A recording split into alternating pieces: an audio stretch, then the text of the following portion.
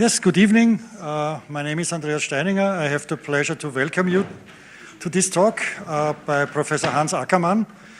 Professor Hans Akkermann is giving a course currently for our doctoral school, for our doctoral students, together with Anna Bohn. And he is also kind enough to give a talk for a more general audience, which is happening now.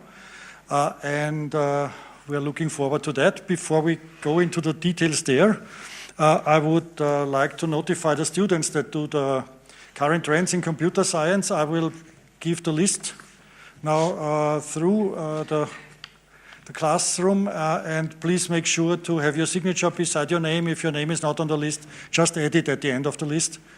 This is just a proof of your presence, of course. Yes, otherwise, I am happy to hand over to Stefan Woltran to introduce our speaker. Thank you very much, Andreas. A warm welcome also from my side and on behalf of the Digital Humanism Initiative at TU Wien and IWM, the Institute for Human Science. Our initiative is streaming this talk also as part of the lecture series. So what is about IWM? What has IWM to do with today's talk? So we have a joint cooperation. IWM has a fellowship program for digital humanism, where they invite each term one senior fellow and two junior fellows. And this term, the senior fellow, is Hans Akkermans. I will say a few words about him in a minute. And we have, as part of this cooperation, the senior fellow at IWM also acts as guest professor here at TU Wien, and as Andreas has already mentioned, together this year it's together with Anna Bohn, who is sitting there. And I'm mentioning Anna Bohn not also because she will be in the Digital Humanism Conference at the end of May. I think it's 26 to 28 of May, where we will have a session about teaching digital humanism, where it's not only Anna on the panel, but also our Dean, Gerti Kappel, who are welcome also here very much. So what else to say? This Digital Humanism Fellowship program is now in place since 2021. Ludger, help me. It's the fourth year, so it's not completely wrong what I'm saying. And it's funded by what is now the Ministry of Innovation, Mobility and Infrastructure, which has been the BMK, the famous BMK before. And I would also like to take the opportunity to say a big thank you to Ludger Hagedorn from IWM, who is here for this, I would say, very fruitful and valuable cooperation TU Wien has together with IWM in connection with this fellowship program. Thank you very much, Ludger, for this. So, what else? Now I'm coming to our speaker. Thanks, Hans, for your passion and for waiting. Hans Akkermans is Professor Emeritus for Business Informatics from Freie Universität Amsterdam, WU Amsterdam. But by education, he worked in physics, and he has received a cum laude PhD in theoretical physics in the field of nuclear reactions. So that's a quite interesting genesis. And besides that, he's the founding director of the Interdisciplinary Network Institute at Amsterdam. So this institute studies the interaction between digital technology and society, and this also already kind of bridges the gap to digital humanism, where Hans has been part of our initiative here at TU Wien since the very beginning. Also, I would like to mention that he was on the advisory board of our faculty, where this has been discussed and then started under the responsibility and by the motion of our former team, Hannes Wertner. What else do I want to say? He's now very engaged in projects in the Global South, but I think you will say a few things about this during your talk. Yeah. Yeah. And yeah, I've mentioned that he's a digital humanist from the very beginning, and we are very happy to have you as guest professor at TU Wien this term and to have you for this talk today, and we are looking forward very much to your presentation.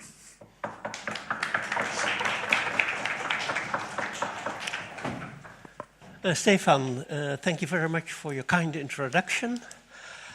Decolonizing the future. I happen to be rather fond of inventing attractive titles for articles and talks I give.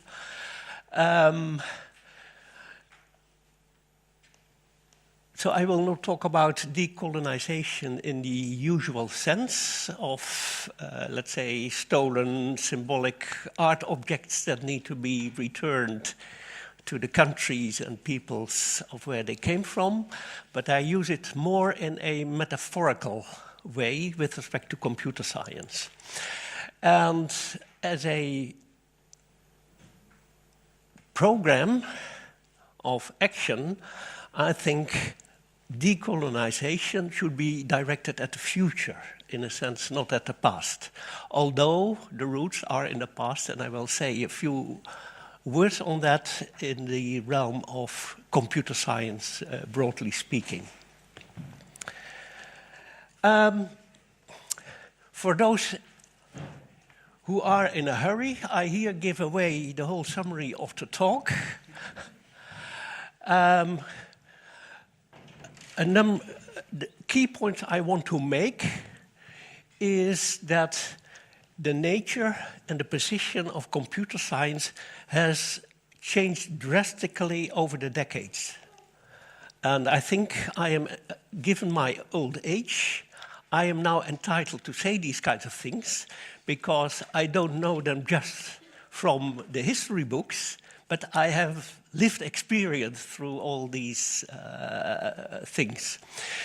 And what is interesting is that computer science used to be a very technical subject and it had become more and more and more and more social until the point that now digital technologies are a central force and source of power in our society.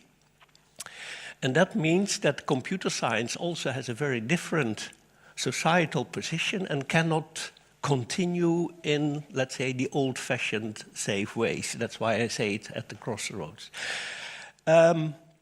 Indeed, I'm working with Anna a lot on issues of education and a big European project. And I think that one of the issues we have to address rather urgently is how to redesign our curricula so that they reflect the current situation, the future situation, and not a long past situation. And as a sideshow, I will use, like decolonization, I will use metaphor as a kind of organizing principle.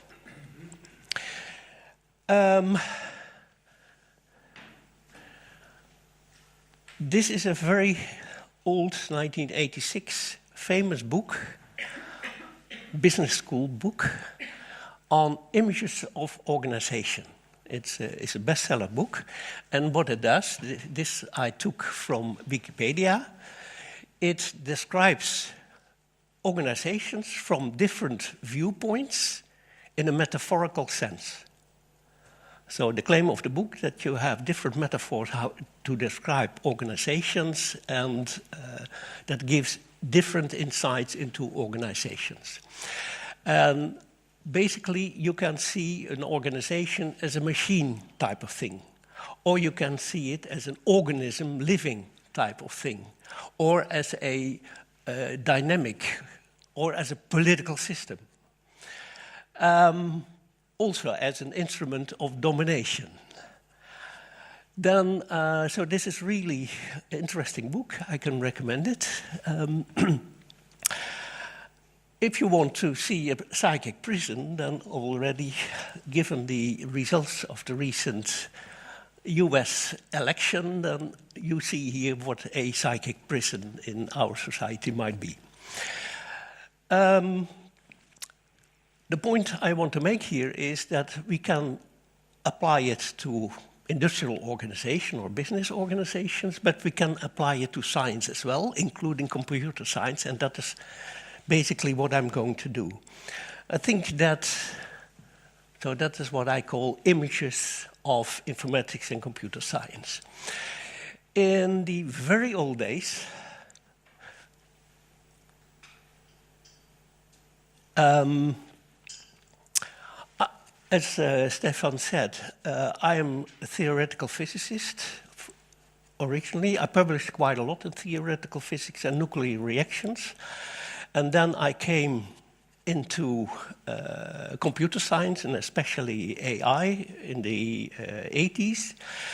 And that was a kind of cultural change, because I knew how to publish in journals. But if you switch from theoretical physics to AI, how the game is played and what the issues are is really very different. So these are different cultures.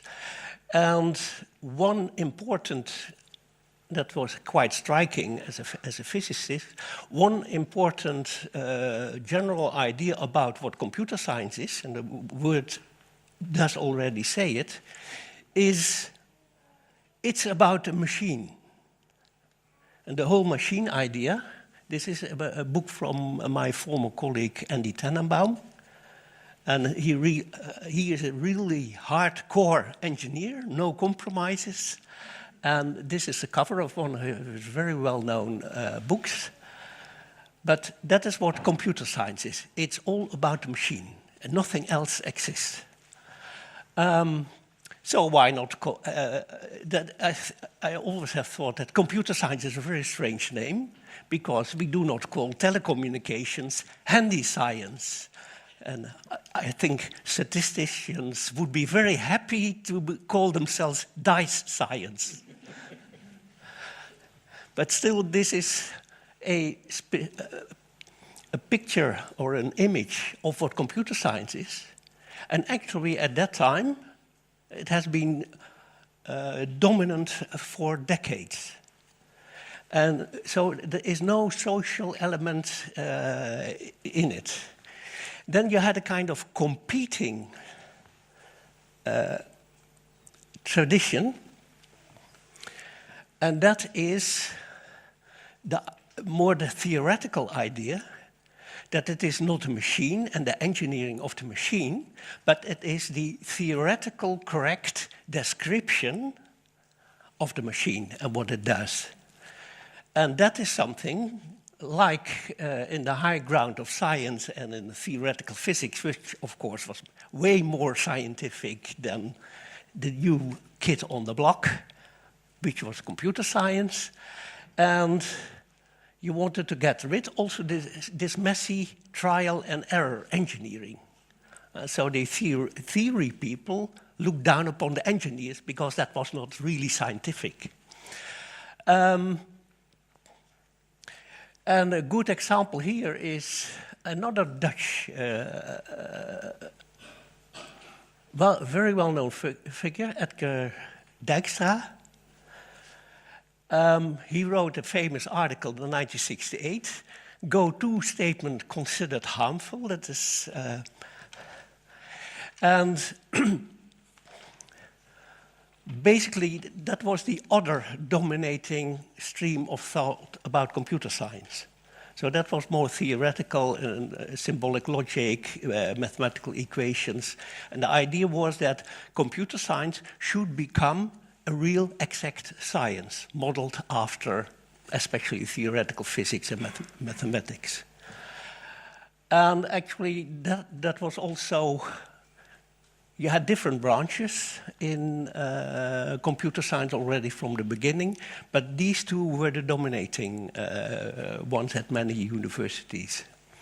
And you see here, that is interesting, that even the term itself, scientific, is used as a power instrument in the fight for money and prestige. And this is where you see, I think, the interesting, metaphorically interesting notions of organization. Then, that humans exist became clear very slowly to computer scientists after a long time. And human-computer interaction established itself slowly with a lot of resistance, and I know that from my personal experience. Also in my university, which has a similar size as here, the first person on human-computer interaction was only appointed somewhere in the 90s. And this is a very well-known book. I have it in my own library. And so this stuff is from the 1990s. Also, notions like socio-technical system was a very big new invention, that a technical system could have social aspects. This, also at my university, it was always the talk, this is soft stuff. And actually, business informatics suffered the same fate, and your dean will know that, and the previous dean also. Business informatics was also, very practical and useful, and it, especially business informatics, more than human-computer interaction. You can earn a lot of money with it, so that's ranked up it a little bit. But then the questions in the fight were, is this scientific? Then the question is, do you have a theory modeled after, let's say, general relativity or whatever? Or, that is the other branch, is this good engineering? Or are you just trying out things and see what happens? That was a lot of criticism on human-computer interaction.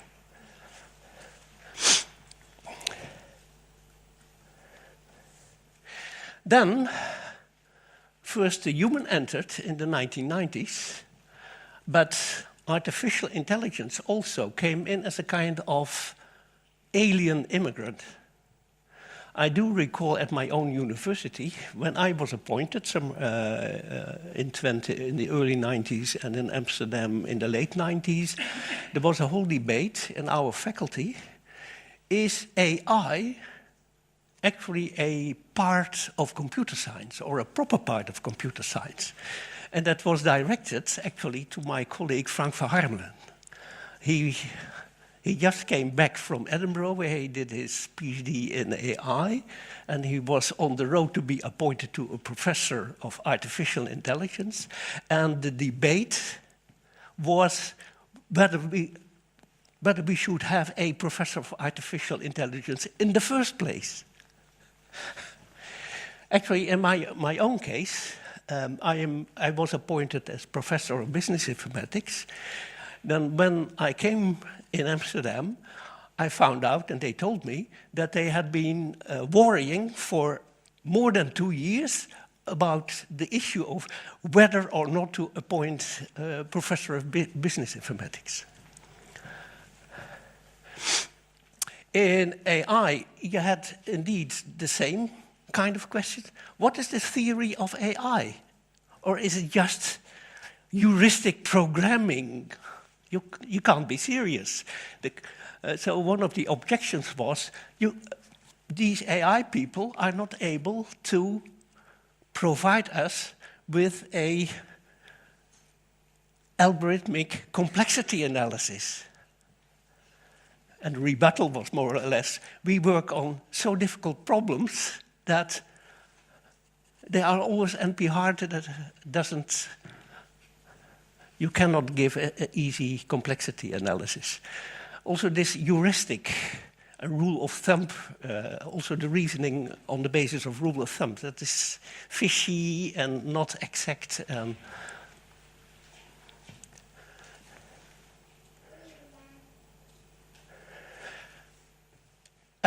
Talking about metaphor, AI itself is full of metaphor.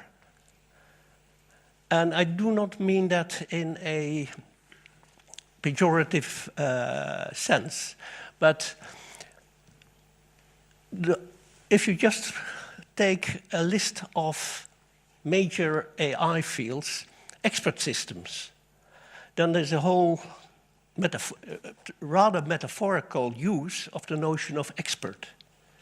But it comes with all kinds of connotations, some good, some not so good, some totally wrong. The same holds for knowledge as a thing, or ontology. I have done a lot of work on ontology. Philosophers really hated the use of ontology, the term ontology by computer scientists, and it's true, the way it is used in computer science is totally different from what philosophers mean by that. On the other hand, you can say what ontology, or the notion of ontology, did was moving away the attention from the machine stuff to the real world. The claim for ontology, and that's a bit, let's say, kind of philosophical realism, is if you have a string, a table in a computer, then table refers to something like this. And what you try to do is model some kind of world in computer terms, but the reference is to real things, so outside the machine. And it really helped to do that. And that was a big change in computer science. The same holds for neural networks. Do neurons in computer science have anything to do with real neurons? I don't think so. I worked a lot on agents and multi-agents, and it was always intelligent agent systems.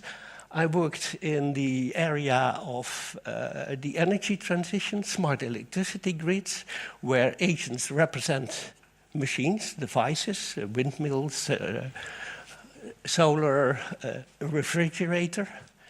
And then you find out that multi-agent systems are very useful, but the agents are pretty stupid, actually. And the secret is in their interaction, not in what they know. So this is a work of Luc Steels. He was at the workshop some months ago. He was very active in this early period of knowledge-based systems. He developed his own approach, components of expertise. At that time, I worked with him quite a lot. So, if you look at how the center of gravity in computer science has switched over time, so you had a very technical and theoretical dominance in the 1950s, in the 1960s, in the 1970s. Then it moved to, with especially human-computer interaction, there was this notion of socio-technical. And now I would claim that the social has not only become increasingly central to informatics, but it's also the other way around. Information and digital technologies are major forces of power in restructuring society itself. And in that sense, they are at the center of our era, for better or worse. This is an interesting article, with which I personally disagree, but the point is interesting. So this is, I think, 2020 by Connolly, claiming or saying that computing under the current circumstances actually belongs in the social science. Personally, I think this is interesting to think about. I do not believe it. I did a lot of interdisciplinary work in different sciences. My experience is that what is different in social science is that it typically does not have a notion of design. Social scientists see themselves as observing and analyzing some piece of social reality, but computer scientists do design in some way. You make machines that do, or systems that do something. And this design notion is pretty alien already traditionally to social science.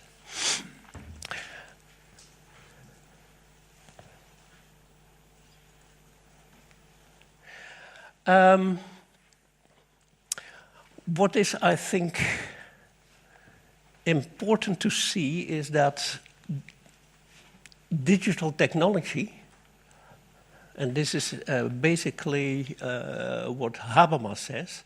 Habermas became well known around 1960, and his first book was actually a structural change of the public sphere and deliberative politics.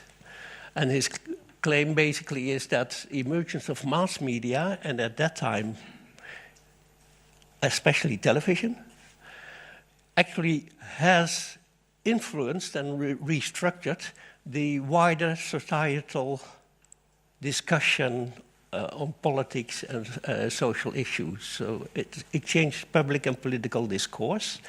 And more recently, this book is, I think, from 23 or something.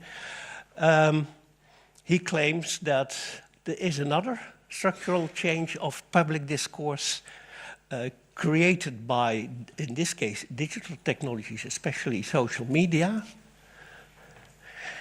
and that actually the algorithms that were used to, the ads algorithms that were used to manipulate consumer behavior, has told big tech how to use these algorithms also to manipulate social and political behavior. That is a structural change. And I think given the recent political developments, there's a lot to say in favor of such a viewpoint.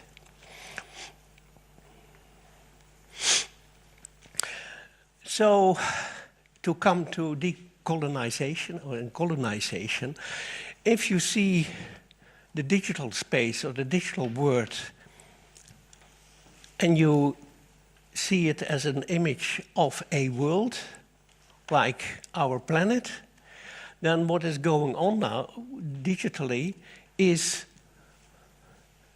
big companies try to conquer different parts of the digital space in competition with each other. They lead to an enormous concentration of power already in the digital technology sector, but these days also broader because they penetrate in very different sectors. For example, the digitization of health. Also in the governance of society, where, for example, AI systems are blindly used to make decisions about social security, and there has been a very big scandal in the Netherlands itself on that, where 70,000 children were the victim of wrong decisions by the administrative authorities, and even many cases that children, because of the financial troubles in withdrawing social security and social benefits, that families ran into extreme financial difficulties, had to sell their houses, separated. Children were even placed into custody, also only because there was a very harsh policy on so-called combating fraud.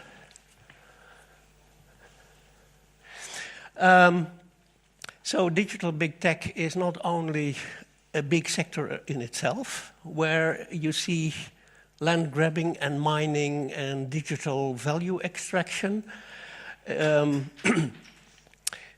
It has now installed itself in the heart of the political system.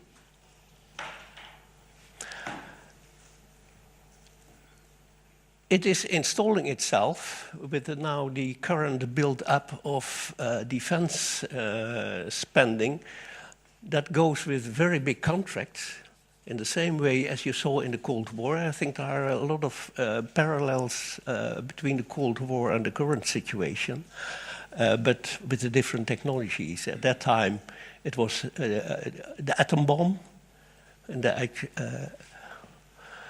and at this time it's a digital, but I think the parallel is very, very clear. What you also see is an attack on civil society. So apparently intellectuals, universities, artists are seen as some kind of enemy that must be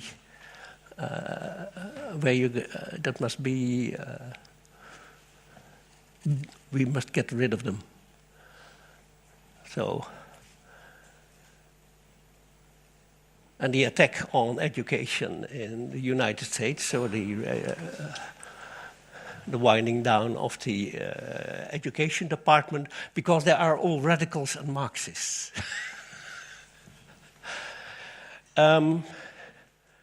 So we have an important situation. It's not just that digital technology is lobbying for its own interests. Like every company of a certain size has a lobby office in Brussels, and so they try to prevent basically something like the AI Act. Any regulation stifles innovation is then the slogan, and that is lobbying. But now it's a bit different. Now the lobbyists are themselves the government and make the rules. So that is a qualitatively different situation. And given where things go, even the very idea of human rights, equality, justice, democracy, universal human values are endangered by that. And you see that very clearly with respect to, let's say, the racial issues in countries, immigrants, women, more and more.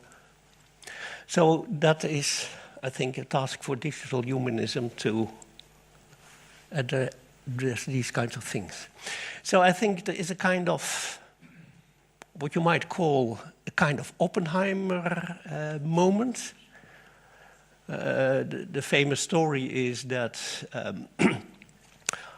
Oppenheimer cited the Bhagavad Gita when the first atomic bomb explosion happened, and that came really as a shock to the 5,000 to 10,000 physicists that had been working on the atom bomb. And I think for digital technologies, so also for computer science, I think this is a kind of Oppenheimer moment that it is really a crossroads that things can go very wrong if you don't do anything. So that is what I mean with digital decolonization. There is land grabbing of the digital space.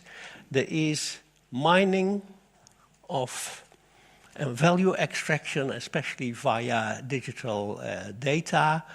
And that is not to the benefit of society as a whole and really is exclusive. And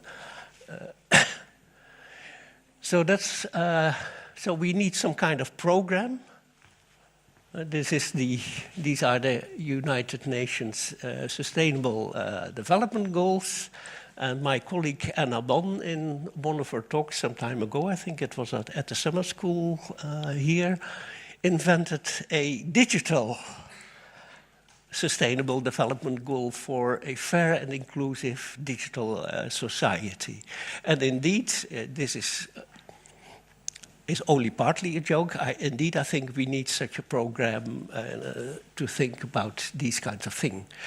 And in terms of education, given the totally different position of computer science, the different position of digital technology, and the effects it has, I think we must really, and I'm talking here in a university, so we really have to rethink our curricula fundamentally. And I think that must be rather fundamental. We already have these discussions, okay, shouldn't there be some kind of philosophy of computer science as part of the curriculum or ethics? And I think that is not enough. My experience with ethics, for example, is, in the West at least, ethics goes with the notion of individual behavior. What should I do? What shouldn't I do? The experience is that many of the real issues in computer science are not individual and are not solved by just individual action, but are societal and are systematic. And a good example is the notion of bias. The notion of bias has a connotation that these are individuals that have biased views, but there is a whole literature, and I have up there a few very good books on this. Bias is really a social thing and cannot simply be made smaller or may vanish by individual actions. Also, I think, given the developments and given the societal position of digital technology, we have to think about governance issues. How to run technology and policy, and that should be addressed, I think, in some way in our curricula. That is not so easy, but I think current times ask for that. And I also think the idea that you can stay neutral is very difficult, or apolitical. This, and I think it becomes increasingly implausible. But of course the question is, okay, you want to give your students good stuff, but it cannot be neutral as if you are looking at the stars and are just a disinterested observer, as the old positivist philosophy had it. And actually, we are working on these kinds of issues. So Anna is the coordinator of a 10 million euro international project on developing a new international master study, which is interdisciplinary. So if you take it more to the extreme, one way is you have computer science curricula, and you have to enrich them with a number of other topics, and then the question is what they are and how you do it. This idea is, our idea is we are working on a master in principle for all directions, and that you need some good grounding in computing, but also on take regulation. Then you have to have an understanding of what the legal principles are on the basis of which, for example, the AI Act or GDPR works. So we have a lot of, and the same holds for social science, humanities involved, economics. So this is a pretty complicated design issue. And also the issue is how far you can get given the people, also as teachers you have. But this is at least an attempt to think about education that is really up to date and covers important issues that will be there to stay for a very long time. So then I come to the summary again. So this is exactly the same slide as the second one. So the nature, the position, and also the self-image has been changing, roughly speaking, very roughly speaking, from purely technical and mathematical to socio-technical to what I now call techno-social. Once the social aspects are dominant, then you have to switch it around. But that is just my terminology. I also think that the self-image of computer science or informatics is actually lagging behind. That has always been the case, by the way. But we can less and less afford that. Digital technology is not just technology, but it is really a source of power, an instrument of domination, like Gareth Morgan also says. So we have to rethink what computer science is these days.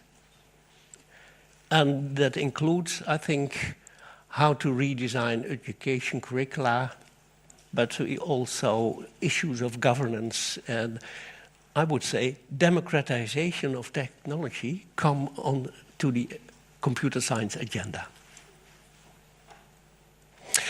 Thank you very much. And then my proposal would be that we do not have a Q&A session, but the other way around. Because I am interested, because I do this work on curricula, I don't want you to ask the questions and I give the answers. I would like to have it the other way around. I would like to ask the question, okay, what should we do with the curricula? And you give me the answers. Who wants to answer? By the way, thank you for this excellent talk, Hans.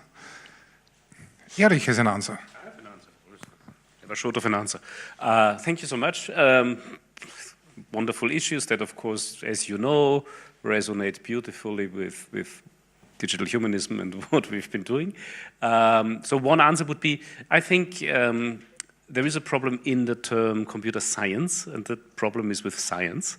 In German, it's a bit better because we tend to call it informatics, which makes it very clear it's an engineering discipline.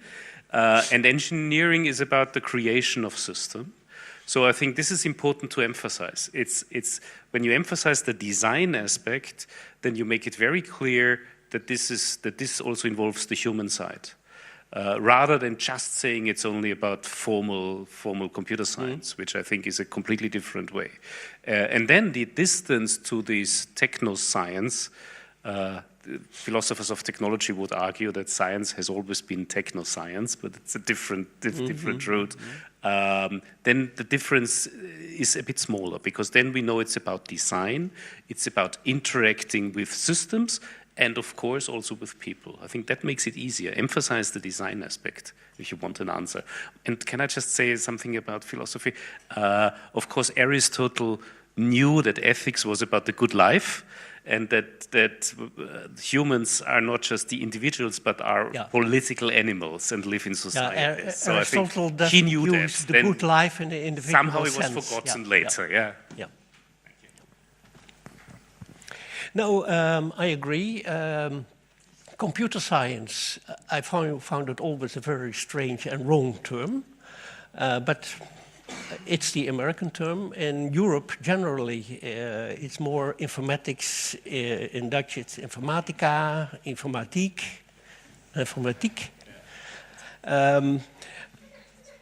That also says it's not about the machine, it's about information and communication that happens to be at least partly in a system.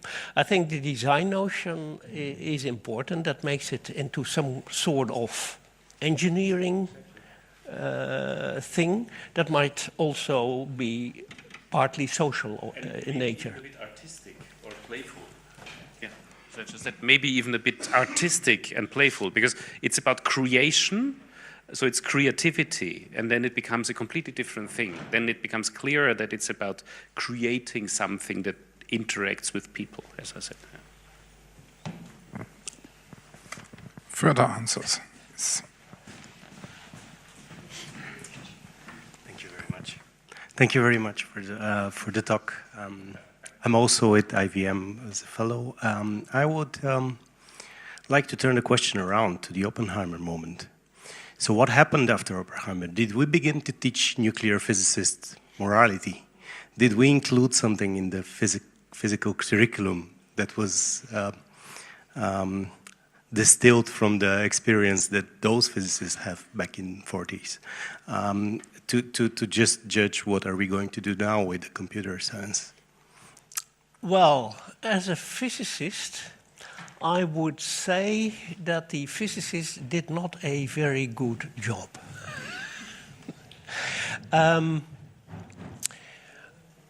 What typically happened, actually, nuclear physics was one of the biggest areas in the 1950s and the 60s of physics broadly. And these issues were not discussed in the regular physics literature. What you did have was, let's say, like with digital humanism, concerned scientists that formed committees and organized conferences, and but that was so. For example, Albert Einstein is very well known as an activist against the nuclear arms race and war.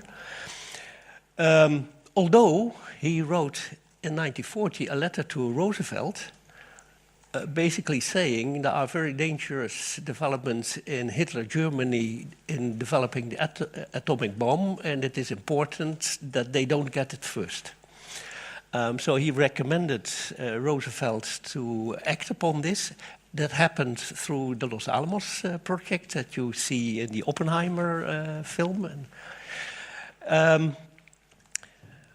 But these were, let's say, individuals making a choice to do that. That worked there were different committees and organizations that has had an effect on developments. For example, the non-nuclear proliferation treaty was a result of also of physicists trying to invent solutions for the Cold War issues.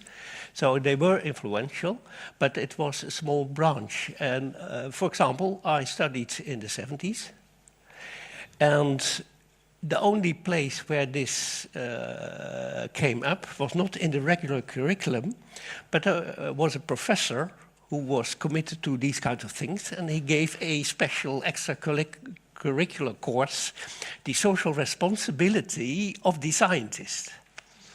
So that happened, but it was not part of a normal curriculum.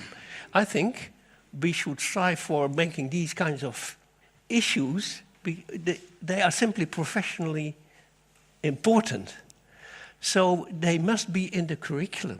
If you want to be a good professional, this must be in the curriculum and not a kind of outside show. So I think in terms of physics, so-so. But that's my personal view, of course. Andreas Steininger. I want to come back to your question, Hans, about the curricula, and maybe coming back to what you said in your talk and what Eric Brehm also commented about defining computer science. I think it's completely fuzzy what computer science actually means to many people, actually to most of us. And I would bet if in this room we were to define computer science in 2 sentences, we would sit here for hours and maybe not come out with a single result there. And I think that's a problem, because if you want to teach computer science and you don't know even what it is, the curriculum makers don't know so exactly what it means, the teachers don't know exactly what it means, and then you're going to teach it. So I think we should first of all be more clear about what we want to teach if we want to teach computer science. But do you think that will ever be successful? I don't know, but I think if we don't answer this question, how should a teacher teach computer science? I recall my son at school, they had computer science, and what they did was putting the right color into Excel sheets. Photoshop, there was, I think the Excel was compulsory, and Photoshop was elective. That's what they think is computer science in a school. And I think this is really a problem. I must admit I'm personally in favor of some level of vagueness and openness. So many of these issues are practically resolved. I have been developing a new curriculum myself in business informatics, by the way. Then, of course, you have many of these delineation issues. But my experience is you never solve them, but you make some kind of practical decision. Okay, this is sufficiently important, but that would be nice, but we have only 120 ECTS, or we don't have any good teacher on this. So it's a kind of emergent thing, and then it more or less condenses into something that you call computer science, or whatever you call it. And I do think the advantage is that that is a bit more bottom-up and flexible, and you can change it more easily. And it's questionable whether we ever will come to a real agreement in terms of a definition of what computer science is. There's also no definition of physics. And actually, I had a colleague that, I was in Groningen at the physics department, and there were two professors. One was physical chemistry, and the other was chemical physics. And they were in different departments. They were always fighting, so they were on each other PhD committees, and they hated each other, and the PhD students were the victims of this. And actually, a colleague of mine actually wrote his PhD thesis called "The Aborted Takeover of Chemistry by Physics." And, so you could see chemistry as a branch of physics. You can actually find technical and scientific arguments about why it should be, but that does not help. I think that the idea of disciplines is also kind of social organization things, and not something inherent in science itself. Maybe let me add one point to this discussion about the naming of disciplines. So when I was a teenager, I was looking for a high school. So we have in Austria these technical high schools, yeah? And there was the new branch in Wiener Neustadt called EDVO. Yeah? So there was electronic data processing and organization, which was the informatics school. And I think no one nowadays uses the term EDV. As in this time now we have IT, now or IKT. So I think it's also changing over time, the way things are branded. But I wanted to ask whether there are further answers. In particular, Walter, are there any remarks or answers, or maybe questions if Hans accepts it, in the chat of our lecture series session? No. Oh, maybe I give Astrid the word first. Thank you.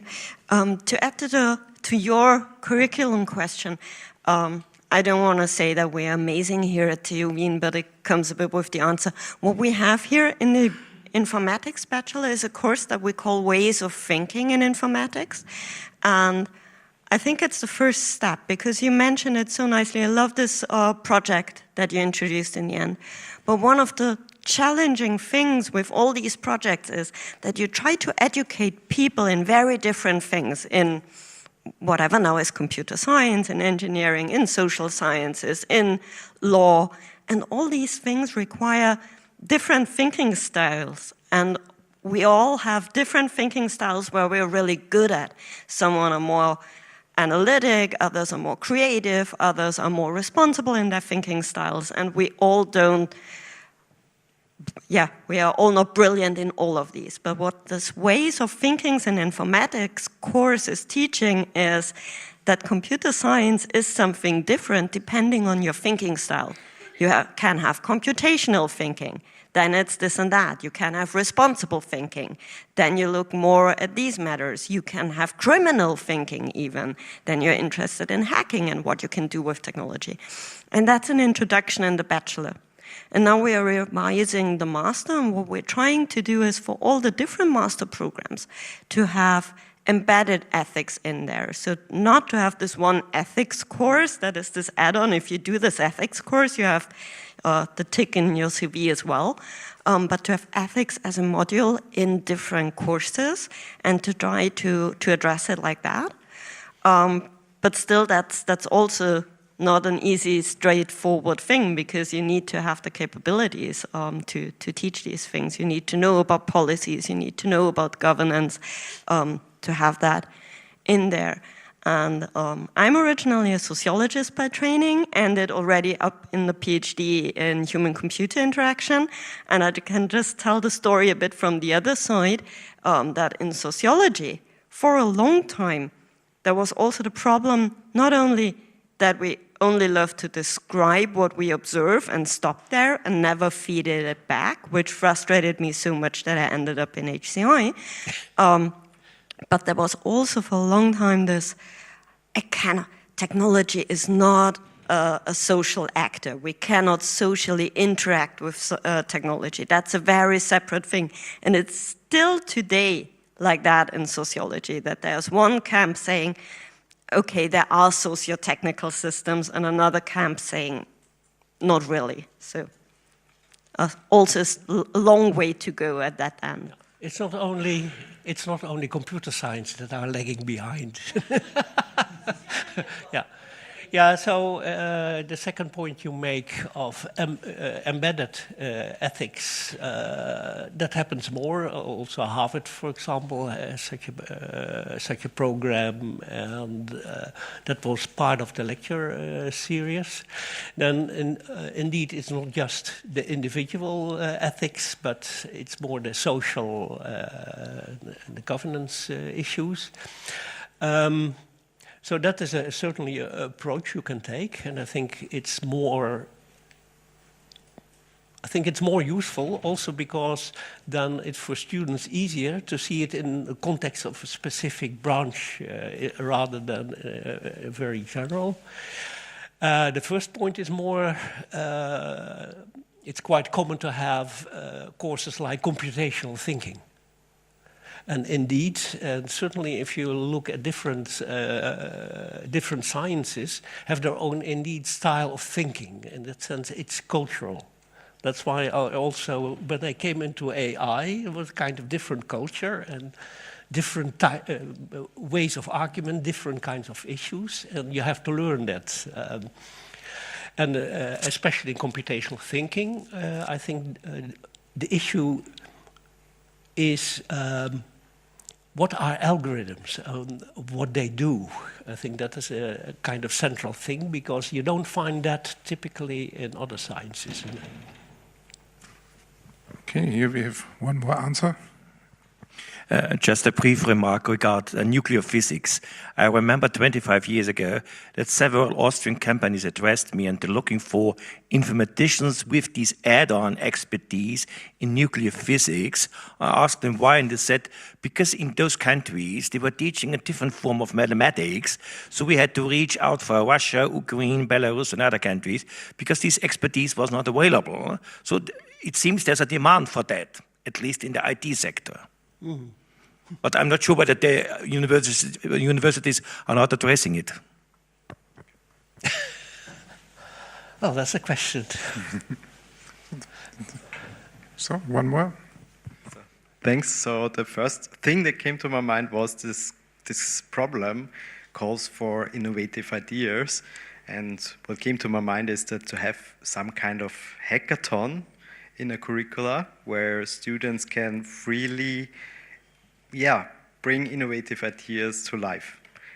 We do this in our university in some courses where we have legal tech hackathons or makeathons with students from electronics and computer science. But I mean, this is something that calls for innovative ideas. Yeah, thanks. Yes. See one more hand. Erich, you have been on the list already. But So thank you for the talk. I find the idea that we can influence the minds of people on a global scale with education very fascinating, and I think it's actually true.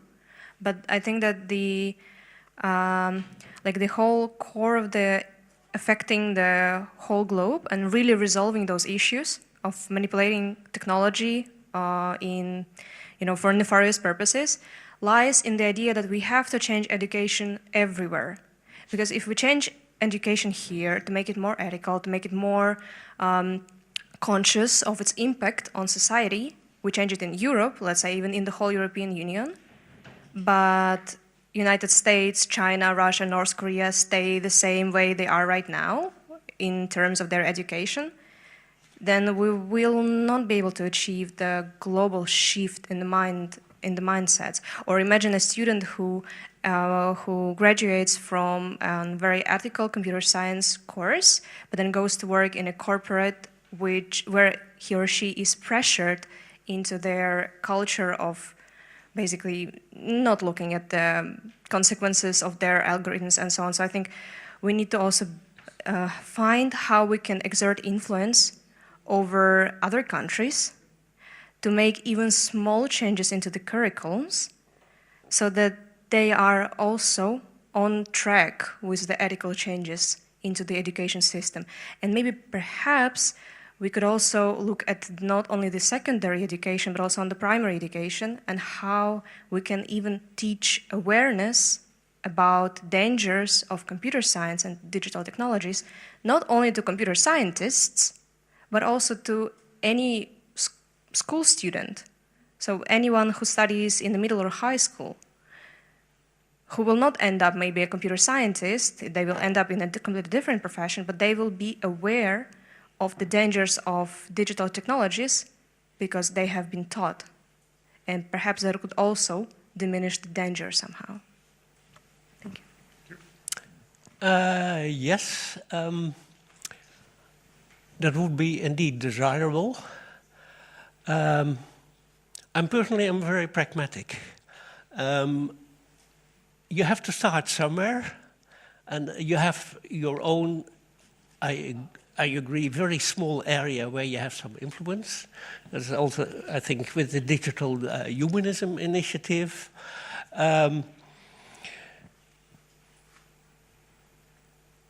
We developed a textbook, actually, and actually I'm lecturing together with Anna from pieces from that textbook, so it's actually used.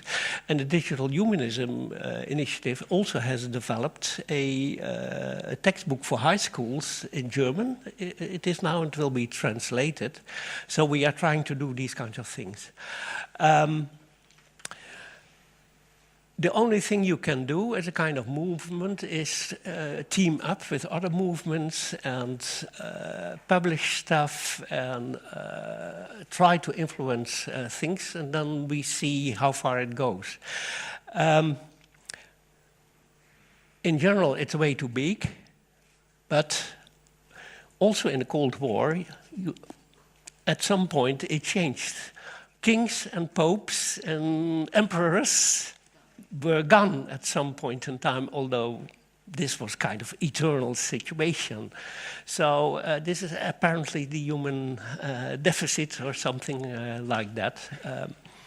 So I agree, but the important point is to come to concrete actions on the ground and work from there. You don't know what your influence will be, and sometimes you are lucky and sometimes you are not so lucky. That is the way it is. But it doesn't change the duties you have as a professional or as a scientist. Or as a citizen. So let's see whether the dean has an answer. No, the dean is doing marketing ads. I totally agree. First, we should change the whole world, but I agree with Hans, we have to start somewhere. And kind of information about that. was the question or the kind of the request that we have to go to schools.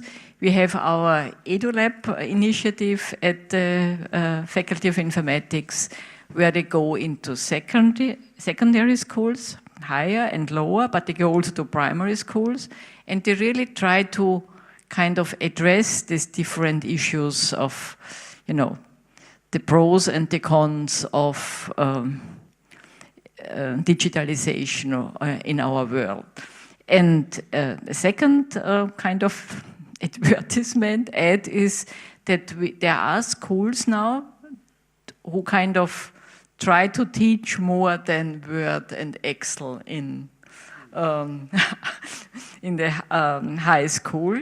And one of the schools is kind of teaming up with the EduLab team and with the chair on UNESCO chair on digital humanism, and they are introducing a new subject called AI and digital humanism in the higher secondary school. And it's a first. I mean, you can say, what about these 30 or 50 kids, which kind of, but at least it's a start, and perhaps they spread the word, and there's a snowball effect, and whatever. Yeah, also in my country, then it came slowly into high schools, and then it was typically a button push course for Word, Excel, which is totally useless because any 10-year-old can do that already. Yeah. So you want to have some real thinking about computational issues and also the social impact of it. Yeah.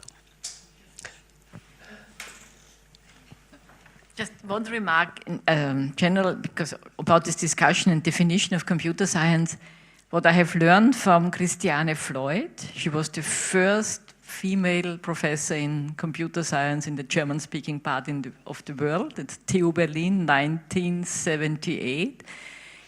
Informatics is a gestaltgebende Wissenschaft. So it's a constructive science. Mm-hmm. Yeah? And by constructing, you also kind of change the environment where it is used. And I think that is precisely the reason why hardcore theoretical physicists say it's not scientific. So, and therefore we are at a university, so we can discuss this. We have arguments and counter-arguments, and alles gut. Right, maybe time for a final answer question. Okay, so how do I have to ask you to pass the mic. Okay, thank you for your talk. So I totally agree about building it into the curriculum and so on. But again, we already heard that here. I mean, I started my bachelor's in 2018, and back then we already had these course ways of thinking in informatics. In the 5th semester, there is another course like sociological foundations of informatics. But the issue, or I want to bring to you, is that I felt like that most of my colleagues were not interested in that stuff. Like, how do you deal with this issue that technical people generally just want to do technical stuff and not bother with all the social aspects attached to it? Because we can have it in the curriculum in so many forms. If the students don't like it and don't engage with it, how does this help?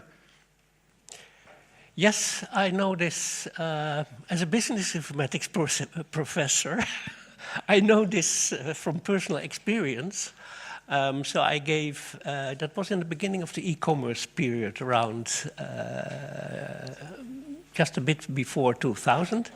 And I gave an introduction to information systems and electronic commerce. And you could, it was quite a big course with 100, 150 people. And then you could see the computer scientists sitting over there, and they were utterly bored. And indeed, precisely as you're saying, you had also business informatics people that found it interesting. Yeah, you can also say, from a professional point of view, you have to have certain knowledge about, let's say, the social or the economic or the philosophical aspects of your discipline, Otherwise, you are not a fully grown professional or scientist. Because also in physics, personally, I find, let's say, general relativity interesting, but I find electrodynamics, for some reason, totally boring. But still, you have to do it. Yeah, okay. That's what becoming a physicist brings with it. You need to know about. In computer science, I'm personally totally not interested in operating systems. But if you want to be a complete computer scientist, yeah, you have to at least have some knowledge of it. So you can, educationally, you can think of ways to make it more interesting. I think that is possible. It's more, but then you have to, let's say, segment the different branches, because for computer scientists it works differently than for information systems. So it is doable, but you do not always have the resources to split the group up and do something that really caters for their interests. So, yeah, this is the way it is. All right, I think we can come to an end. I want to say 3 thanks. So first of all, thanks to you for the lively discussion. We in fact can continue this now on an informal basis, and thanks to IWM, we even have some food with us here to do so. And finally, I would like to thank Hans for his presentation. Thank you very much.